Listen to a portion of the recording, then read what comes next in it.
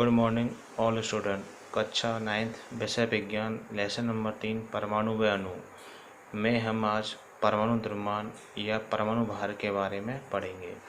तो परमाणु द्रव्यमान को परमाणु भार भी कहा जाता है। अब परमाणु भार की परिभाषा क्या है? तो परमाणु भार की परिभाषा है किसी तत्व का परमाणु भार, किसी तत्व का परमाणु भार वह भार होता है। मतलब किसी तत्व का परमाणु भार वह भार होता है कि जिससे ज्ञात होता है। मतलब किसी तत्व का परमाणु भार वह भार होता है जिससे ज्ञात होता है कि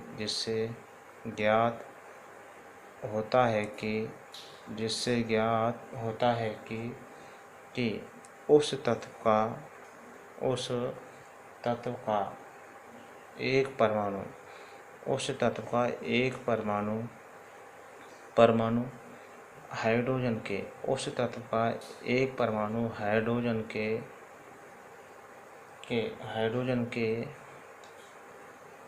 एक परमाणु के 1.008 भाग से या ऑक्सीजन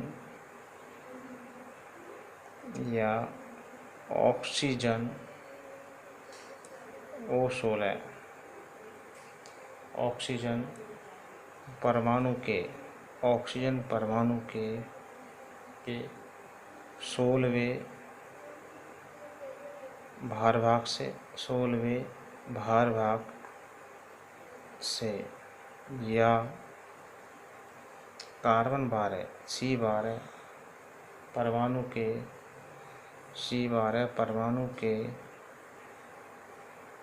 12वें भाग से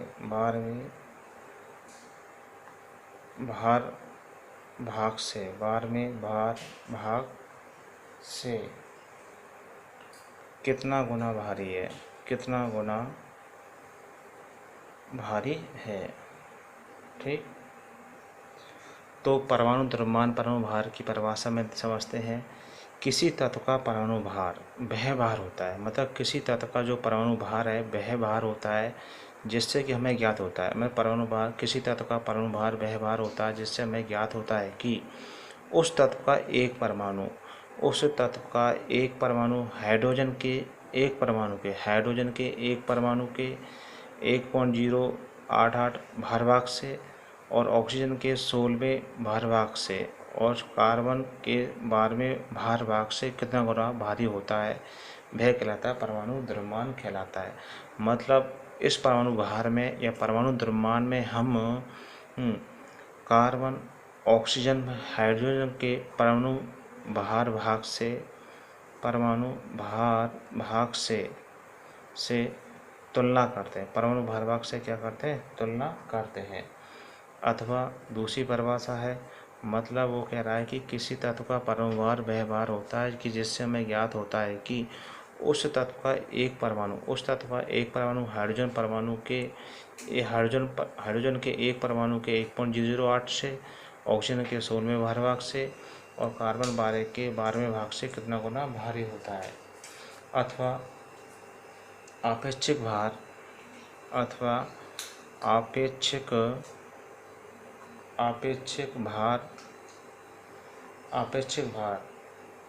एक जो भार होता है एक परमाणु का भार आधार पर, जो आपेक्षिक भार होता है वह एक परमाणु का भार आधार के रूप में मानकर, मतलब आपेक्षिक जो भार होता है एक परमाणु का भार आधार के रूप में मानकर अन्य तत्वों के भार से उससे तुलना की जाती है। अन्य तत्वों के भार से उससे क्या तुलना करके हम निकाल सकते हैं, अन्य तत्वों के भार से तुलना करके निकाल सकते हैं। तो आपेक्षिक जो परमाणु भार है, एक परमाणु का भार का आधार मानकर हम क्या उससे तुलना करके क्या निकाल सकते हैं। जैसे कि आपेक्षिक परमाणु भार क्या है? आपेक्षिक परमाणु भार, आपेक्षिक परमाणु भार जो होता है वह तत्व के एक परमाणु का भार, वह तत्व के एक परमाणु का भार, आपेक्षिक परमाणु भार तत्व के एक परमाणु का भार। आपेक्षिक परमाणु भार क्या होता है? तत्व के एक परमाणु का भार बटे हाइड्रोजन के एक परमाणु का भार। ठीक, तो आपेक्षिक परमाणु भार बराबर क्या हुआ? तत्व के एक परमाणु का भार बटे हाइड्रोजन के एक परमाणु भार से उससे तुलना की जाती है। ठीक, तो किसी तत्व का परमाणु भार, किसी तत्व का परमाणु भार वह इकाई होता है, किसी तत्व का परमाणु भार वह इकाई होता है जो यह बताता है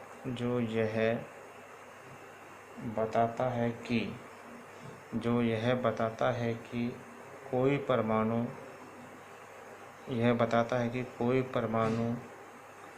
हाइड्रोजन के परमाणु से कितना गुना भारी है, कितना गुना भारी होता है, कितना गुना क्या भारी होता है। तो परमाणु भार बराबर तत्व के एक परमाणु भार, तत्व के एक परमाणु भार बटे ऑक्सीजन 16 के 1/16वें भार भाग पर परमाणु भार। सन 1961 में IUPAC ने कार्बन 12 को आधार मानकर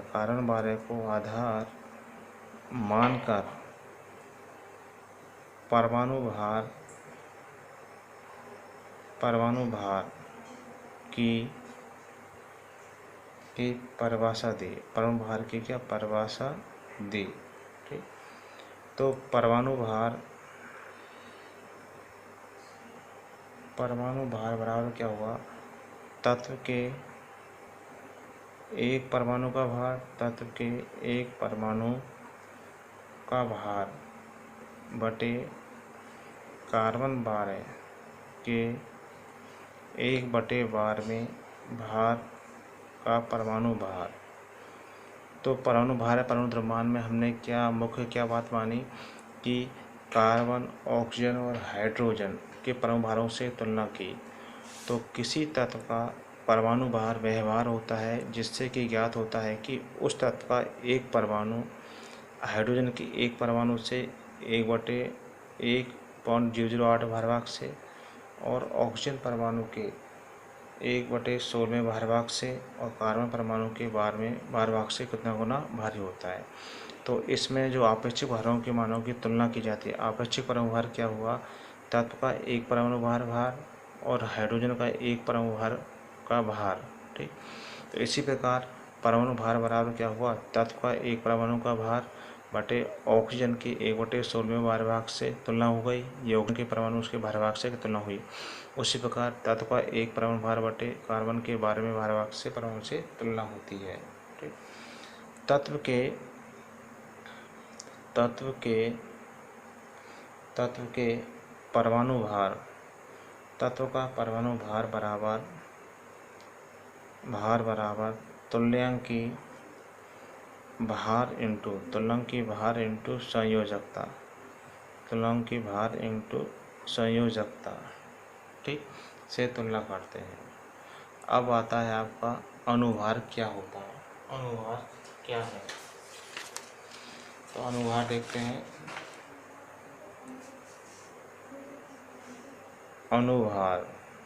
अनुभार को इंग्लिश में क्या मोलिकुलर वेट कहते हैं। अनुभार, ठीक, यह आणविक द्रव्यमान उसको कहा जाता है। तो किसी पदार्थ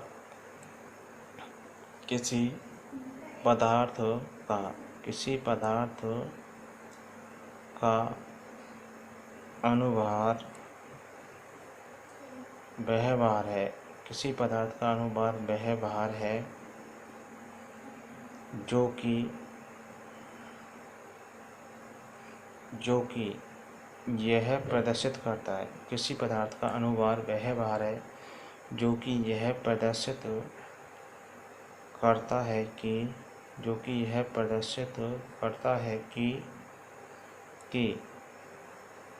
उस पदार्थ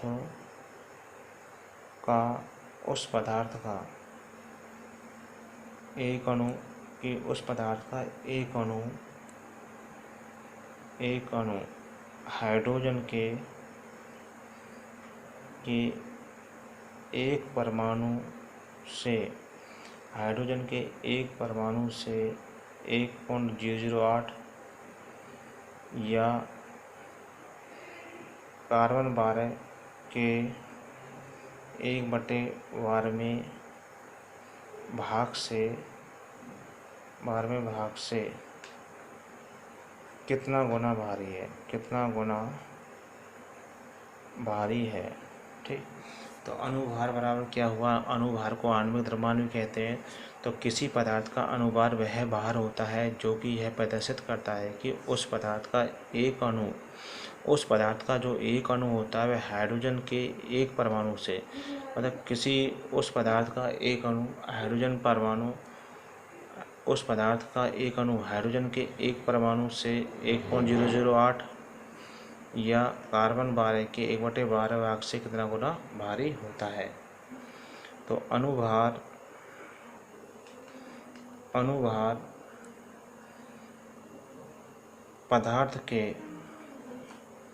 पदार्थ के अणुसूत्र से ज्ञात किया जाता है। मतलब अनुभार पदार्थ के अणुसूत्र से ज्ञात किया जाता है। जो अनुभार होता है वह पदार्थ के अणुसूत्र से ज्ञात किया जाता है। तो अणुसूत्र में उपस्थित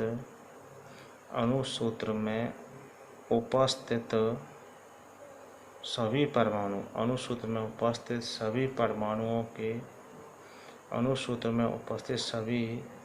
परमाणुओं के परमाणु भारों का योग जो होता है वह अनुभार के बराबर होता है, ठीक। मतलब अनुभार में परमाणु भारों का जो योग होगा वह अनुभार के क्या बराबर होता है, ठीक। या किसी पदार्थ का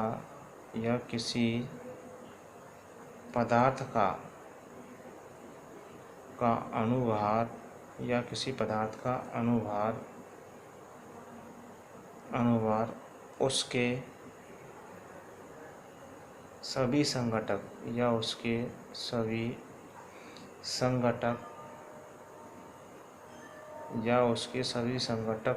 परमाणुओं के द्रव्यमानों का क्या होता है, योग होता है। मतलब किसी पदार्थ का अनुभार होगा वह परमाणु द्रव्यमानों के योग का क्या संघटक होता है। तो अनुभार बराबर 2 इंटू वाष्प घनत्व, 2 इंटू क्या वाष्प घनत्व, ठीक। तो तुल्यांकी भार बराबर क्या होगा, अनुभार परमाणु भार और आयन भार, ठीक, वटे क्या होती है, संयोजकता कहलाती है। ठीक, अब जैसे किसी पदार्थ का अपन को अनुभार ज्ञात करना है, जैसे CaCO3 एक यौगिक है, इसका अपन को अनुभार ज्ञात करना है। तो अनुभार ज्ञात करने के लिए हमें क्या, इन परमाणु तत्वों का परमाणु द्रव्यमान क्या याद होना आवश्यक है। तो CaCO3 का जब अनुभार हम निकालते हैं तो प्रत्येक तत्व का परमाणु भार हमें क्या ज्ञात होना चाहिए। अब प्रत्येक तत्व का परमाणु भार जैसे कि कैल्शियम है, अब कैल्शियम का परमाणु भार कितना होता है, 40 होता है। कार्बन का कितना हुआ, 12, और ऑक्सीजन का होता है 1 का 16, 3 का क्या हो गया, 48 हो गया। तो 52 प्लस 48 प्लस 12, 52 प्लस 48, तो ये क्या हो गया, 100 हो गया। तो अनुभार ज्ञात करने के लिए प्रत्येक तत्व के परमाणु भारों का योग हमें क्या आवश्यक, याद होना आवश्यक है। तो परमाणु भार यदि हमें याद होगा तभी हम क्या अनुभार निकाल सकते हैं। ठीक, तो इस प्रकार ये अनुभार के बारे में क्या आज हमने जाना। तो परमाणु भार में क्या अंतर है, मैं परमाणु भार में तो कार्बन, हाइड्रोजन, ऑक्सीजन के परमाणु भारों से तुलना की जाती है, जबकि अनुभार होता है परमाणु भारों का क्या होता है, योग होता है। ठीक, योग होता है। अब डाल्टन के परमाणु सिद्धांत के बाद में हमने ये परमाणु भारों के बारे में क्या जाना। तो ऑक्सीजन अनेक तत्वों के साथ अभिक्रिया करके क्या बनाता है, यौगिक बनाता है। परमाणु जो द्रव्यमान होता है वह अधिकांश तत्वों का द्रव्यमान हमेशा में पूर्णांक में प्राप्त होता है। जो हमें परमाणु द्रव्यमान या परमाणु भार जो हमें प्राप्त होता है, परमाणु द्रव्यमान और परमाणु जो भार होता है, परमाणु भार होता है वह हमेशा पूर्णांकों में प्राप्त होता है। ठीक, पूर्णांकों में क्या प्राप्त होता है। ठीक, अब इसके लिए सन 1961 में परमाणु द्रव्यमान के बारे में बता रहे हैं। परमाणु द्रव्यमान को ज्ञात करने के लिए सन 1961 में परमाणु द्रव्यमान को क्या ज्ञात करने के लिए कार्बन के समस्थानिक को क्या है, एक आदर्श माना जाता है। कार्बन 12 के समस्थानिक को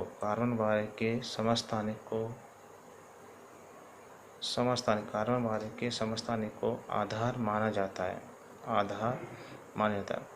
उसके आधार पर यह क्या तुलना की जाती है। ठीक, तो 3 चीज हुए, जैसे कि हम ये कल्पना करते हैं कि एक फल विक्रेता, जैसे उदाहरण है, एक फल विक्रेता बिना मानक तोले दंड के फल बेच रहा है। ठीक, तो इसका फल बेच रहा है बिना मानक के, क्या फल बेचा तोल के। तो एक तरबूज लेकर कहता है, एक तरबूज लेकर कहता है कि इसका द्रव्यमान, एक तरबूज लेकर कहता है कि इसका द्रव्यमान जो द्रव्यमान है वह 12 इकाई होता है। इसका द्रव्यमान क्या 12 इकाई होता है। इसका द्रव्यमान क्या होता है, 12 इकाई होता है। अर्थात 12 तरबूजीय इकाई अथवा 12 फल द्रव्यमान इकाई, 12 फल द्रव्यमान क्या इकाई इसको माना जाता है। अब हम तरबूज के क्या 12 टुकड़े करते हैं, तो पाते हैं कि प्रत्येक फल के एक टुकड़े का द्रव्यमान सापेक्ष दिखाई देता है। मतलब एक तरबूज के टुकड़े का द्रव्यमान के सापेक्ष है। ठीक, अब वह फलों के सापेक्ष द्रव्यमान जो परमाणु द्रव्यमान को होता है, परमाणु जो द्रव्यमान होता है, परमाणु द्रव्यमान को हमेशा ठीक AMU इकाई में मापते हैं। एटॉमिक मास यूनिट के हिसाब से इसको मापा जाता है। तो किसी तत्व का सापेक्ष परमाणु द्रव्यमान को उसके परमाणुओं को, औसत द्रव्यमानों को कार्बन के द्रव्यमान के 1/12 भाग से क्या परिभाषित किया जाता है। तो हमें परमाणु द्रव्यमान या परमाणु भार 1 से लेकर 30 तत्वों तक का परमाणु द्रव्यमान क्या याद करना है। ठीक, तो हमने आज की वीडियो में परमाणु द्रव्यमान क्या होता है, मुख्य बात तो ये है कि परमाणु द्रव्यमान या परमाणु भार एक ही भाषा का रूप होते हैं। उनमें कार्बन, हाइड्रोजन, ऑक्सीजन के परमाणु भारों से क्या तुलना की जाती है। ठीक, तो ये सभी को क्या आदर्श माना गया है। ठीक, उसके आधार पर हमको क्या इकाई के तौर पर इनको परमाणु भार याद करना है। तो जो भी हम ये वीडियो भेज रहे हैं उनको ज़्यादा से ज़्यादा लाइक करें, सब्सक्राइब करें यूट्यूब चैनल को केशव विद्या मंदिर को, और हमने जो आज पढ़ा है उसको रिपीट करें। जो भी प्रॉब्लम हो उसको दोबारा क्या कॉन्टैक्ट नंबर से अपन कंसल्ट कर सकते हैं। Thank you.